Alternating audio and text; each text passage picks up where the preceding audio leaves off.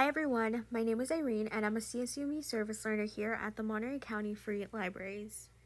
Today's video is going to be structured a little bit differently in that it is a quiz style video. A problem will be presented on the screen and you are highly encouraged to pause the video before moving forward.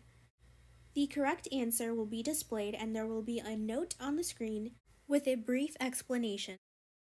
Before you begin, here is a table containing the rules of exponents. This will also be available on every problem slide. The quiz will now begin.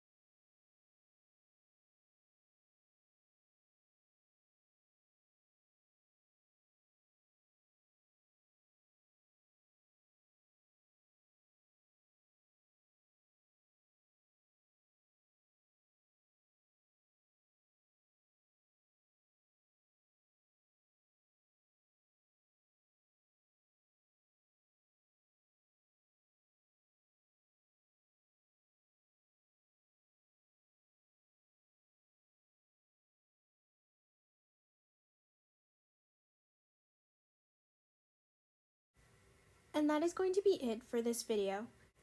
I hope this was good practice on applying exponent rules and that now you understand them a little bit better. Thank you for following along.